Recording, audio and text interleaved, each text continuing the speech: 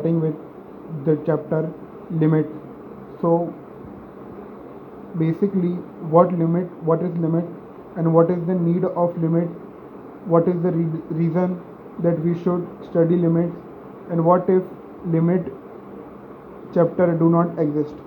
So first we take a function fx is equal to x square minus 1 upon x minus 1.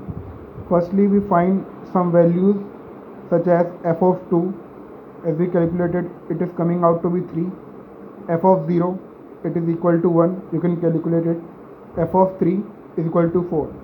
Then if someone asks you, then what is the value of f of 1? So if you put x is equal to 1, it will form 0 by 0 form, which is not determined, indeterminate form. So we specified that the function has domain real number minus 1. That means 1 is not present in the domain of the function. So what if someone want to know what is the value of 1, you cannot explain it or you cannot find it, but you can find a very closest value to 1 either from left side on the number line or right side on the number line. That we'll discuss further. So here the concept of limit comes, that limit fx as x tending to 1 is equal to limit x tending to 1 x square minus 1 upon x minus 1. You can factorize it as x minus 1 up into x plus 1 upon x minus 1, as value of x is tending to 1, not equal to 1. So we can cancel out x minus 1 from denominator and numerator, and we get limit x tending to 1 x plus 1, which is coming out to be 2. We can only do this when the value of x is tending to 1. It is not equal to 1. Here the limit helps us to find the value, approximate value of a function at that point where function is not defined. तो function की limit हमको find कर ली हमने, और इससे हमको ये भी पता चलता है कि अगर किसी पॉइंट पर फंक्शन के वैल्यू डिफाइंड ना हो तो उसका ऐसा मतलब नहीं है कि उस पर लिमिट डिफाइन नहीं हो सकती. तो एक नोट हमेशा ध्यान रखें कि वैल्यू ऑफ फंक्शन और लिमिट ऑफ फंक्शन का कोई रिलेशन नहीं होता है. तो ये बात हुई लिमिट होती क्या है और लिमिट क्यों पढ़नी ज़रूरी है. अब हम बात करते हैं लिमिट को कैसे कैलकुलेट किया जाए, how to calculate limit. As the above example, जो हमने पिछले एग्जांपल में देखा कि हमने x इज इक्वल टू 1 पर लिमिट की वैल्यू फाइंड की. तो अगर हम देखें नंबर लाइन पर, तो नंबर लाइन पर 1 को अप्रोच करने के कई तरीके हो सकते हैं. या तो आप 1 को लेफ़्ट साइड से अप्रोच करें, या तो 1 को राइट साइड से अप्रोच करें. इसीलिए लिमिट कैलकुलेट करने के लिए हम लोग दो टर्मिनोलॉजीज़ को ध्यान में रखेंगे, left hand limit and right hand limit. कि जो भी वैल्यू पर आपको लिमिट की वैल्यू फाइंड करनी है, जिस भी x की वैल्यू पर आपको लिमिट फाइंड करनी है, उसको आप दो तरीके से अप्रोच करें, लेफ़्ट साइड से और राइट साइड से. और दोनों से अप्रोच करने पर जो हमको आंसर मिलता है उसके हिसाब से हम लिमिट की वैल्यू जज करते हैं. तो स्टेटमेंट पढ़ते हैं. As the above example, 1 can be reached in 2 ways, either from left side or right side. Hence, for calculation of limit, we approach the number from right hand side, which is called RHL, and left hand side, which we called LHL. Then how to represent this LHL and RHL? Let the function is fx and limit is to be calculated or checked at x is equal to 1. तो जिस भी point पर आपको function की limit check करनी है वो point आपको स्पेसिफाइड होगा क्वेश्चन में. तो उस वैल्यू पर लिमिट फाइंड करने के लिए हम लोग दो टर्मिनोलॉजीज़ या दो टर्म्स फाइंड करेंगे.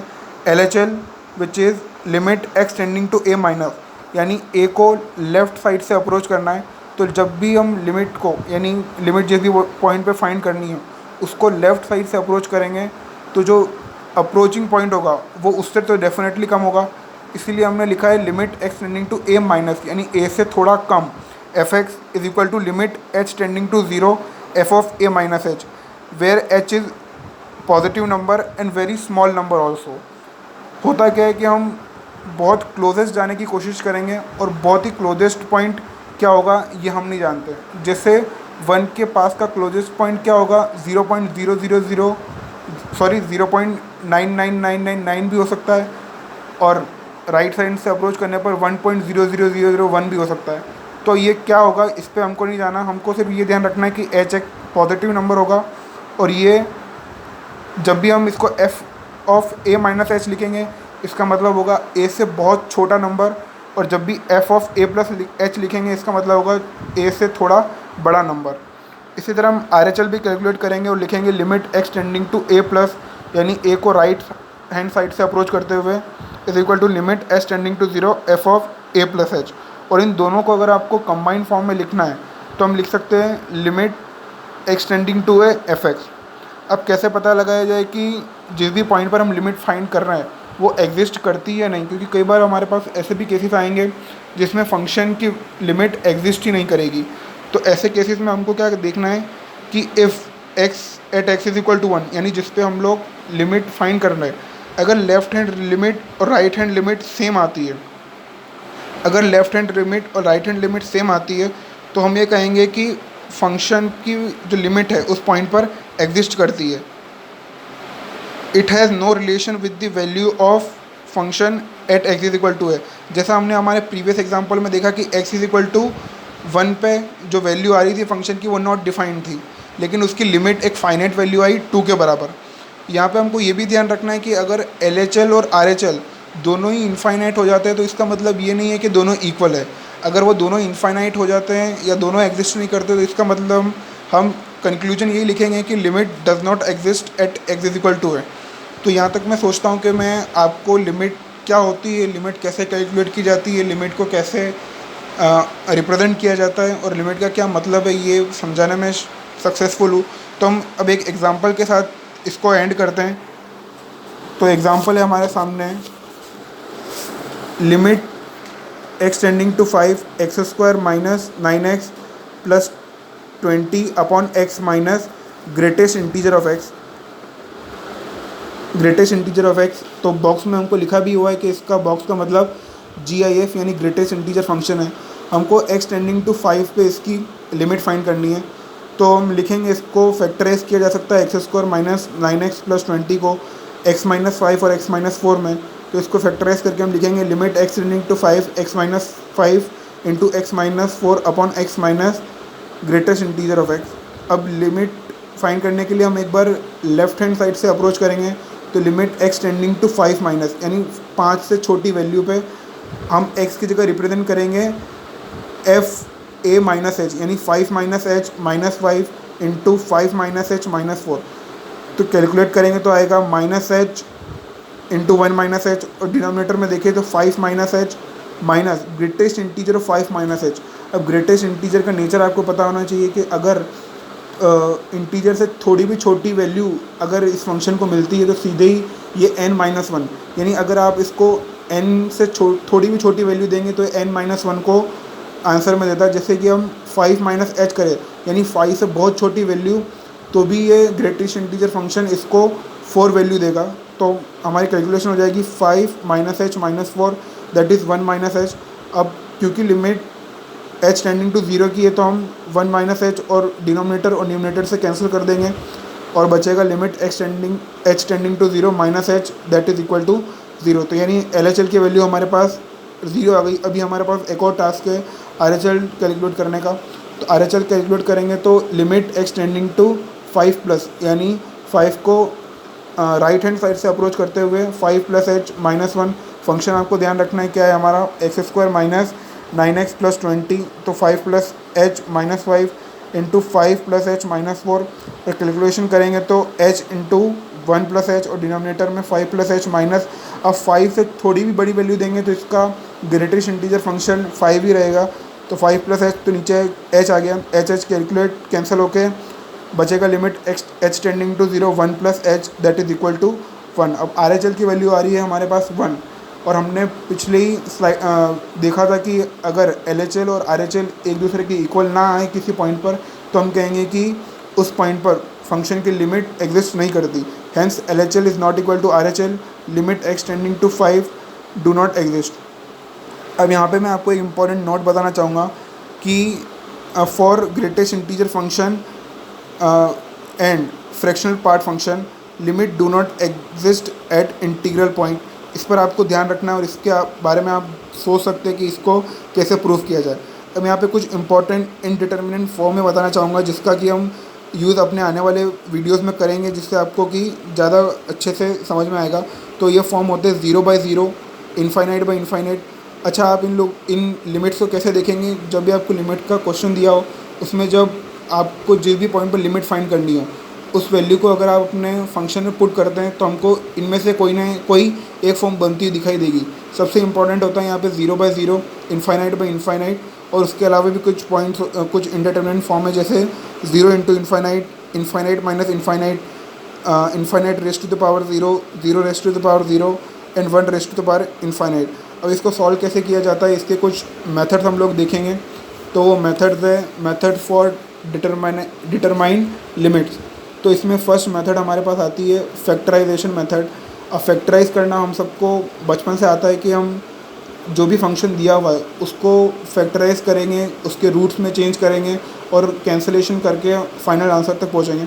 तो उसके लिए डायरेक्ट हम क्वेश्चन से एक प्रैक्टिस के लिए देख लेते हैं कि limit x tending to √3 x² upon x² plus 3√x minus 12 is equal to. तो कैलकुलेशन करेंगे लिमिट एक्स टेंडिंग टू √3। अब फैक्टराइज करेंगे इसको x माइनस √3 और x प्लस √3 में। अब नीचे जो डिनोमिनेटर में एक्सप्रेशन है उसको भी हम फैक्टराइज कर सकते हैं x² plus 4√3 into x minus √3 में। अब यहाँ पे आपको डिनोमिनेटर और न्यूमिनेटर में से x माइनस √3 कैंसिल होता हुआ दिखेगा, और लिमिट x टेंडिंग टू √3 पे x plus √3 upon x plus 4√3। अब यहाँ पे आपको पिछले पेज की तरह वापस LHL और RHL कैलकुलेट करते नहीं बैठना है, क्योंकि जब आप इस पर x की वैल्यू पुट करोगे तो आपको वैसे ही एक डिटरमाइन करने वाली फॉर्म दिखने लगेगी, आपको कोई भी इनडिटर्मिनेंट फॉर्म नहीं मिलेगी। इसलिए जब भी आप ऐसे पॉइंट पर आते हो तो आपको फंक्शन जो जिस पॉइंट पर लिमिट फाइंड करनी है उस पॉइंट को डाल के देख लेना चाहिए कि आपकी लिमिट उस पॉइंट पर इनडिटर्मिनेंट फॉर्म तो नहीं बना रही है। अब हम अगर √3 पुट करेंगे तो ऊपर बनेगा 2√3 और डिनोमिनेटर में बनेगा 5√3। तो ये दोनों एक डेफिनेट वैल्यू है, फिक्स वैल्यू। तो इनको हम ये हमारा आंसर होगी, √3 डिनोमिनेटर और न्यूमिनेटर में से कैंसिल हो जाएगा और आंसर होगा हमारा 2/5। ठीक है। अब ये वही एक मेथड जिसमें हम फैक्टराइज करते हैं, जो हमारी टर्म्स होती हैं उनको इजीली हम ब्रेक कर सकते हैं और कैंसिलेशन कर सकते हैं। अब दूसरी मेथड है हमारी रेशनलाइजेशन मेथड। अब रेशनलाइजेशन मैं एक्सपेक्ट करता हूँ कि आपको आता है। रेशनलाइजेशन में हम करते क्या है कि जो कॉम्प्लेक्स टर्म होता है उसके कंजुगेट से, यानी कि उसके जो मिड में साइन होता है उसको अपोजिट करके हम डिनोमिनेटर और न्यूमिनेटर में उसी टर्म को मल्टीप्लाई करते हैं, जिससे कि वो जो एक्सप्रेशन है वो थोड़ा सिंप्लीफाइड हो जाएगा। तो क्वेश्चन है हमारा, हम डायरेक्ट क्वेश्चन से शुरुआत करेंगे। इसमें थियरी जैसा या कोई नोट जैसा कुछ है नहीं समझने जैसा, तो हम सीधे क्वेश्चन देखेंगे। तो क्वेश्चन है हमारा limit x tending to b √x minus a minus √b minus a upon x² minus b² for b greater than 0। यहाँ b ग्रेटर देन 0 होना भी चाहिए, इससे इसका हमें एक्सप्रेशन से देख के मालूम भी पड़ रहा है। तो लिमिट कैलकुलेट करेंगे, limit x tending to b। तो हमारा टारगेट है लिमिट फाइंड करना, तो हम रेशनलाइजेशन मेथड पढ़ रहे हैं। तो हम देखेंगे कि जो कॉम्प्लेक्स हमको दिख रहा है पार्ट, उसके कंजुगेट से हमने डिनोमिनेटर और न्यूमिनेटर में मल्टीप्लाई कर दिया है √x minus a plus √b minus a। ऐसा करने से जो हमारा ऊपर का एक्सप्रेशन है वो सिंपल होके x माइनस a और x प्लस a के फॉर्म में चेंज हो गया, जिसको हम फर्दर सिंप्लीफाई कर सकते हैं x² माइनस a² के फॉर्मूले से, जो कि बन रहा है x minus a minus of b plus a। अंदर का साइन माइनस की जगह प्लस हो जाएगा, बाहर माइनस है तो। और डिनोमिनेटर में b हम सिंप्लीफाइड कर सकते हैं x minus b x plus b के फॉर्मूले से, और फिर बचा √x minus a plus √b minus a। अब देखेंगे तो ऊपर न्यूमिनेटर में प्लस से माइनस से कैंसिल होता हुआ दिखेगा, तो बचेगा हमारे पास x minus b upon numerator में डिनोमिनेटर में x minus b into x plus b into √x minus a plus √b minus a। अब ऊपर नीचे से हमको कैंसिल होता हुआ दिख रहा है x माइनस b, तो उसको कैंसिल कर देंगे, और 1 upon x plus b into √x minus a plus √b minus a। अब यहाँ पे भी पहले जैसी सिचुएशन आ चुकी है, हम यहाँ पर LHL और RHL कैलकुलेट करते नहीं बैठेंगे, क्योंकि हमारे पास एक ऐसी वैल्यू आ चुकी है जिसमें अगर हम लिमिट रखें तो हमको एक फाइनाइट आंसर मिल रहा है। तो जब हम इसमें x equal to b put करेंगे तो बनेगा हमारे पास expression 1/2b into √b minus a plus √b minus a। तो ये हो जाएगा 2 टाइम्स बी माइनस है, तो ये कैलकुलेट होके आ जाएगा 1/4 b root over b minus है। तो यहाँ पर हम अपने वीडियो को एंड करते हैं। होप करता हूँ कि आपको वीडियो पसंद आया होगा। अगर पसंद आए तो आप इसको लाइक करें, शेयर करें और चैनल को सब्सक्राइब करें, और ऐसे ही वीडियो के लिए अपने नोटिफिकेशन बेल को ऑन कर दें, ताकि जब भी वीडियो अपलोड होगा तो आपको रिकमेंड हो जाएगा, आपको नोटिफिकेशन आ जाएगा। Thank you for watching this video.